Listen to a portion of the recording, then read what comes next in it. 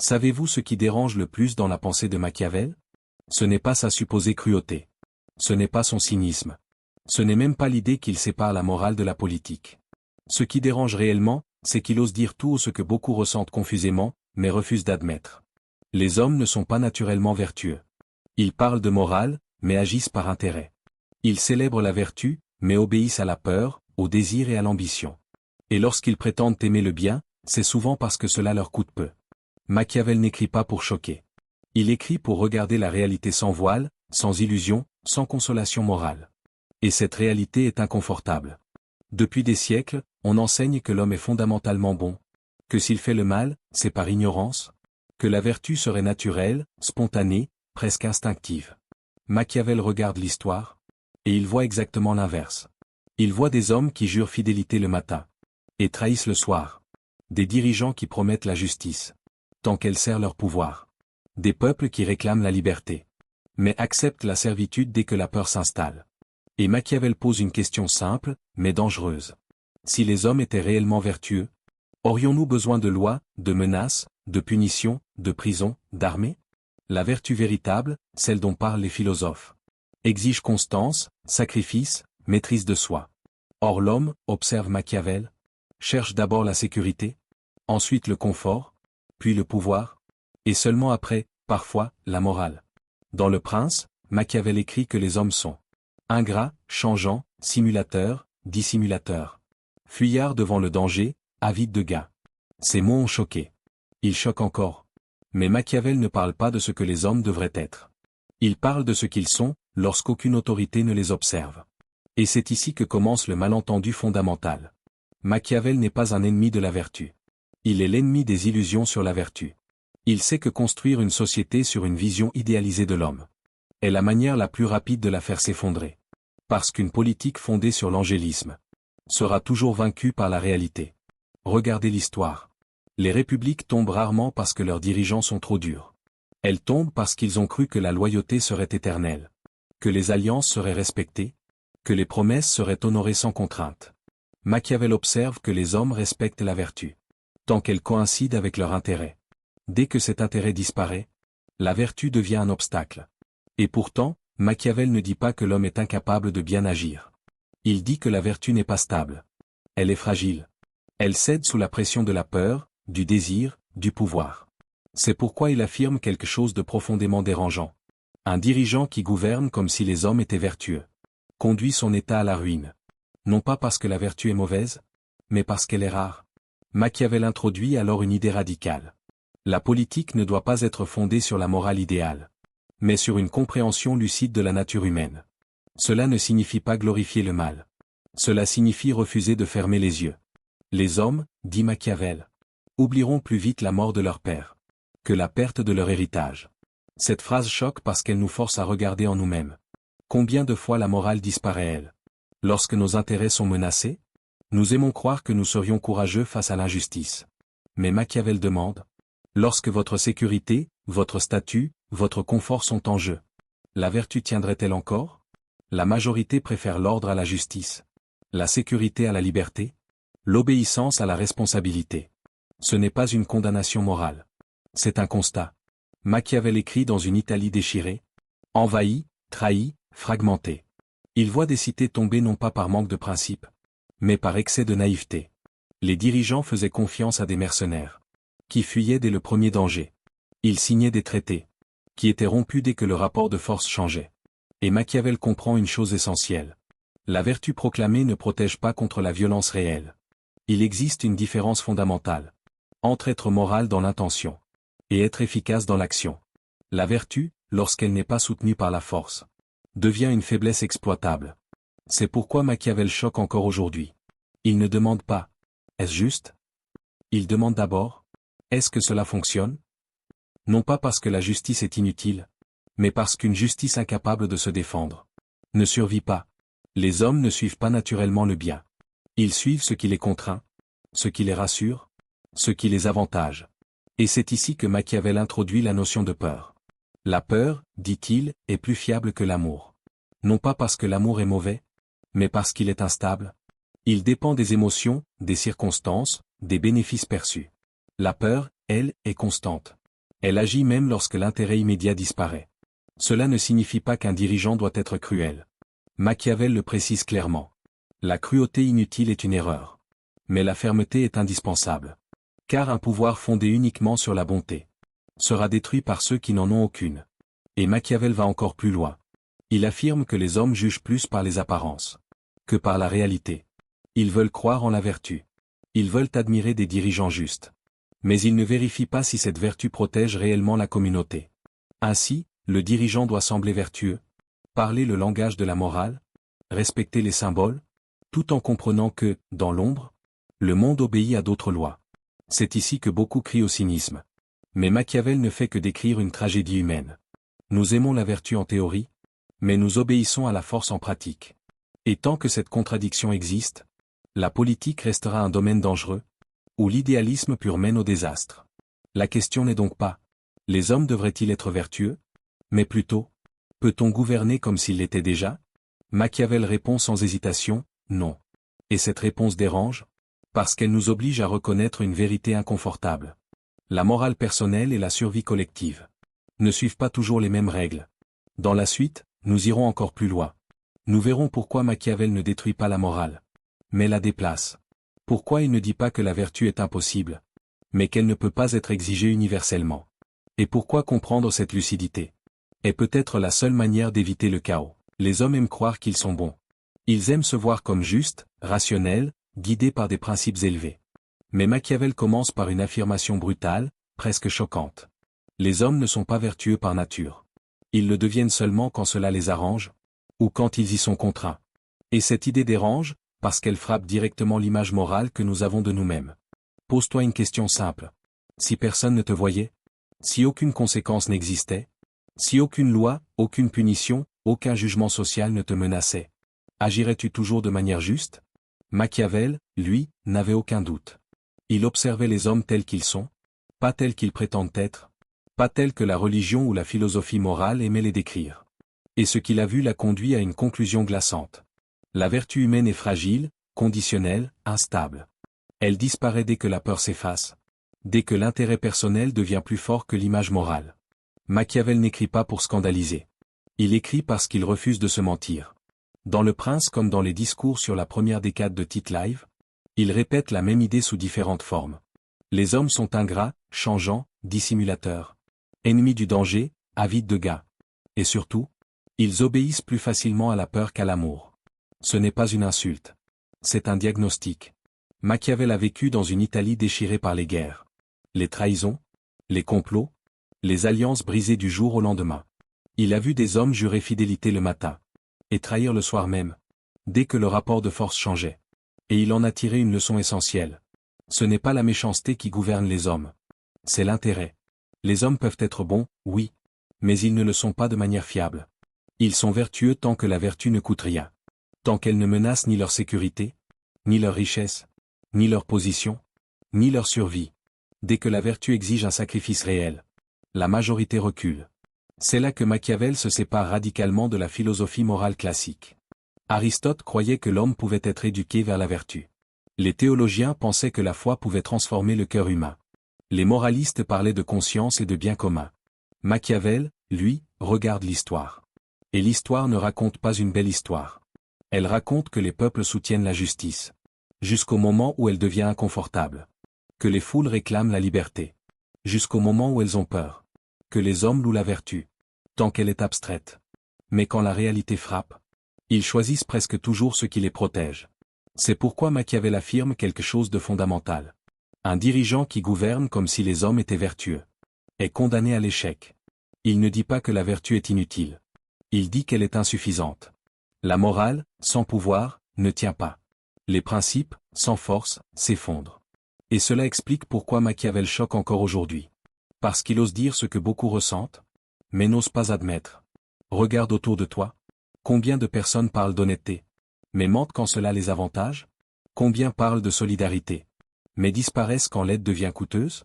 Combien condamnent l'injustice, tant qu'ils n'en profitent pas eux-mêmes? Machiavel ne s'indigne pas. Il constate. Et il va plus loin. Il affirme que cette incapacité structurelle à la vertu n'est pas une anomalie, mais une donnée fondamentale de la nature humaine. Les hommes ne sont pas mauvais par plaisir. Ils sont faibles face à leur passion, face à la peur, face au désir de sécurité. Ils préfèrent une injustice qui les protège à une justice qui les expose. C'est pourquoi Machiavel avertit les dirigeants. Ne fondez jamais votre pouvoir sur la gratitude des hommes. Elle est éphémère. Ne fondez jamais votre autorité sur leur amour. Il est instable. Fondez-la sur des structures solides, des lois claires, et si nécessaire, sur la crainte. Cette idée fait frémir, mais Machiavel précise quelque chose d'essentiel. Il ne prône pas la cruauté gratuite. Il dit simplement que la peur est plus fiable que la morale. Pourquoi ? Parce que la peur agit même quand la vertu s'effondre. La peur ne dépend pas de la bonté intérieure. Elle fonctionne même chez l'égoïste, le lâche, l'opportuniste, et c'est là que Machiavel touche une vérité dérangeante. Un système politique ne doit pas être conçu pour des hommes idéaux, mais pour des hommes réels. Des hommes qui changent d'avis, qui trahissent, qui oublient leurs promesses, qui justifient leurs actes après coup. Machiavel ne dit pas « Les hommes sont incapables de toute vertu ». Il dit « Ils sont incapables d'une vertu constante et fiable ». Et cette nuance est cruciale, car elle signifie que la morale ne peut pas être la base unique de l'ordre social. Elle peut l'inspirer, mais elle ne peut pas le garantir. C'est pourquoi Machiavel admire la Rome antique. Non pas parce que les Romains étaient plus vertueux, mais parce qu'ils avaient compris quelque chose de fondamental. Les lois doivent contraindre là où la morale échoue. Rome ne reposait pas sur la bonté des citoyens, mais sur l'équilibre des forces, la discipline, et la peur de la sanction. Machiavel voyait là une lucidité politique, pas une immoralité. Et cette lucidité s'oppose frontalement à l'idéalisme naïf. Car croire que les hommes agiront toujours bien, parce qu'on leur explique ce qui est juste, est une illusion dangereuse. Les hommes comprennent souvent très bien ce qui est juste. Ils choisissent simplement autre chose. Et c'est peut-être là le point le plus dérangeant de Machiavel. Le mal n'est pas toujours le fruit de l'ignorance, mais du calcul. On sait, et on agit quand même. Alors Machiavel pose une question brutale. Un dirigeant doit-il sacrifier la stabilité de l'État au nom d'une vertu que les hommes eux-mêmes ne respectent pas? Pour lui, la réponse est claire.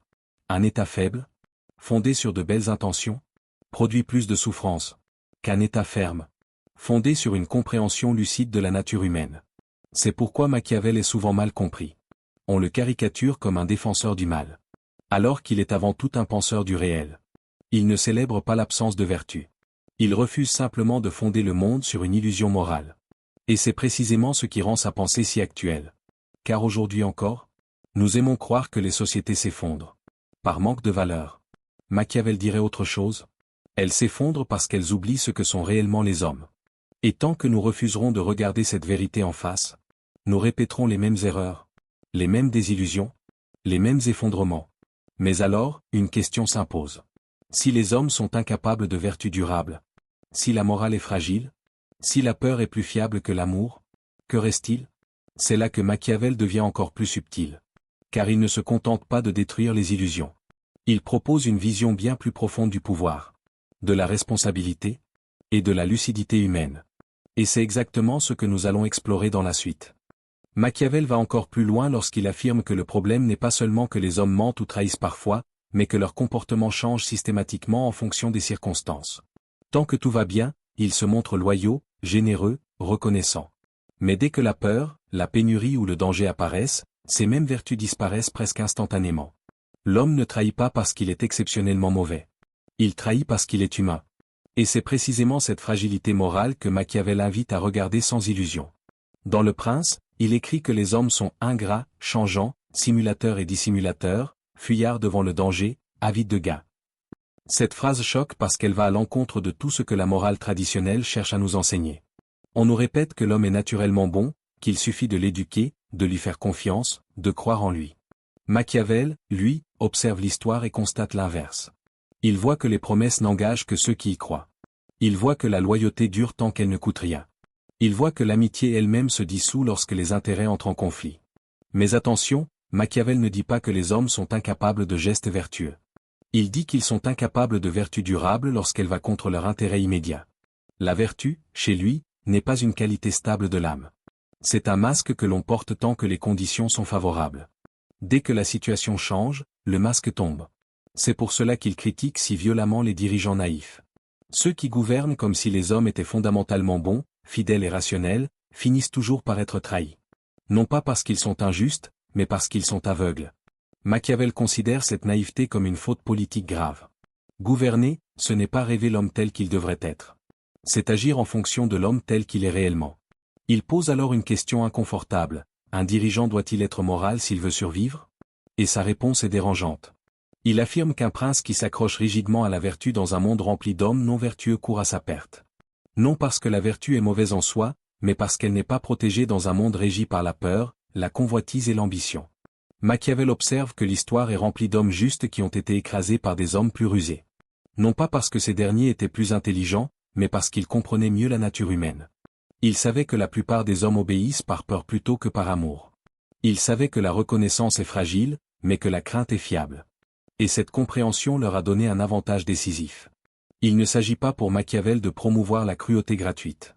Il précise clairement qu'un prince doit éviter d'être haï. Mais il insiste sur un point central, il est plus sûr d'être craint que d'être aimé. Car l'amour dépend de la volonté des autres, alors que la peur dépend du pouvoir que vous exercez. Et la volonté humaine, selon Machiavel, est instable par nature. Cette vision choque parce qu'elle nous force à abandonner l'illusion du contrôle moral. Nous aimerions croire que la bonté appelle la bonté, que la justice engendre la loyauté. Mais Machiavel nous montre que la réalité fonctionne autrement. La bonté non protégée attire souvent l'exploitation. La justice sans force est perçue comme faiblesse. Et la confiance aveugle devient une invitation à la trahison. C'est ici que sa pensée devient profondément moderne. Car ce qu'il décrit au XVI siècle, nous le voyons encore aujourd'hui. Dans la politique, dans les entreprises, dans les relations humaines. Combien de fois voyons-nous des individus intègres être marginalisés pendant que des personnalités plus opportunistes gravissent les échelons? Combien de fois la sincérité est-elle utilisée contre celui qui l'exprime? Combien de fois la loyauté est-elle récompensée par l'oubli? Machiavel dirait que ce n'est pas une anomalie du système. C'est le système lui-même. Il ne demande pas aux hommes d'être parfaits. Il leur demande de comprendre le jeu auquel ils participent. Car refuser de voir la réalité n'est pas une preuve de vertu, c'est une forme d'irresponsabilité. Il introduit alors une idée centrale, la différence entre paraître vertueux et être réellement efficace. Un dirigeant, selon Machiavel, doit apprendre à sembler vertueux, car les hommes jugent davantage par les apparences que par la réalité. Mais il doit aussi être prêt à agir contre la vertu lorsque la survie de l'État l'exige. Non par plaisir, mais par nécessité. Et c'est là que naît le scandale machiavélien. Il ose dire que le bien commun peut parfois nécessiter des actions moralement condamnables. Il ose affirmer que la faim ou la stabilité, la paix, la survie, peut justifier des moyens que la morale rejette. Cette idée sera caricaturée pendant des siècles, mais elle repose sur une observation simple. Un monde idéal n'existe pas, et attendre qu'il existe avant d'agir, c'est condamner toute action. Mais Machiavel n'est pas cynique au sens vulgaire du terme. Il ne se réjouit pas de l'absence de vertu. Il la constate. Il n'exalte pas la cruauté. Il la tolère comme un outil exceptionnel, à utiliser avec parcimonie. Il distingue la cruauté bien utilisée ou rapide, nécessaire, limitée ou de la cruauté continue, chaotique, qui engendre la haine et la révolte. Il comprend que les hommes supportent mieux une violence ponctuelle qu'une injustice permanente. Ils peuvent pardonner un acte dur s'il apporte la stabilité. Mais ils ne pardonnent jamais l'humiliation constante. Là encore, Machiavel ne parle pas en moraliste, mais en observateur lucide de la psychologie humaine. Ce qu'il révèle, c'est que les hommes ne sont pas incapables de vertu parce qu'ils seraient mauvais, mais parce qu'ils sont gouvernés par la peur, le désir et l'instinct de survie. Et tant que ces forces dominent, la vertu restera fragile. Elle apparaîtra dans les discours, dans les cérémonies, dans les promesses. Mais elle se brisera au premier choc réel. Et cette idée dérange parce qu'elle ne concerne pas seulement les princes ou les dirigeants. Elle nous concerne tous. Dans nos relations, dans nos choix, dans nos compromis. Combien de fois croyons-nous agir par principe, alors que nous agissons par intérêt? Combien de fois justifions-nous nos décisions morales après coup, pour masquer un choix dicté par la peur ou le confort? Machiavel nous force à nous regarder sans phare. Il nous dit, si vous voulez comprendre le monde, commencez par accepter ce que l'homme est réellement, pas ce que vous aimeriez qu'il soit. Et tant que vous refuserez cette vérité, vous serez manipulé par ceux qui l'ont acceptée. Et c'est précisément là que la pensée de Machiavel devient dangereuse, non pas parce qu'elle encourage le mal, mais parce qu'elle détruit les illusions confortables. Elle enlève à l'homme le refuge de la naïveté morale. Elle lui impose une responsabilité nouvelle, celle de choisir consciemment, en connaissance de cause, dans un monde imparfait. Dans la prochaine partie, nous irons encore plus loin. Nous verrons comment Machiavel distingue la morale privée de la morale politique, pourquoi il considère que vouloir appliquer la même vertu dans les deux sphères est une erreur fatale, et comment cette séparation continue de structurer silencieusement le monde moderne, bien au-delà de ce que nous osons admettre. Si nous avons suivi Machiavel jusqu'ici, une chose devient désormais impossible à ignorer. Lorsqu'il affirme que les hommes sont incapables de vertus durables, il ne parle pas d'un défaut moral isolé, mais d'une structure profonde de la nature humaine. Il ne dit pas que l'homme est mauvais par essence au sens théologique. Il dit quelque chose de plus inconfortable: l'homme est instable, guidé par l'intérêt, changeant selon les circonstances, et profondément influençable par la peur, le désir et l'espoir. Et c'est précisément cette instabilité qui rend la vertu fragile. Machiavel observe que les hommes peuvent être vertueux quand cela ne leur coûte rien. Ils peuvent être généreux quand ils sont en sécurité, loyaux quand ils n'ont rien à perdre, honnêtes quand le mensonge n'offre aucun avantage immédiat.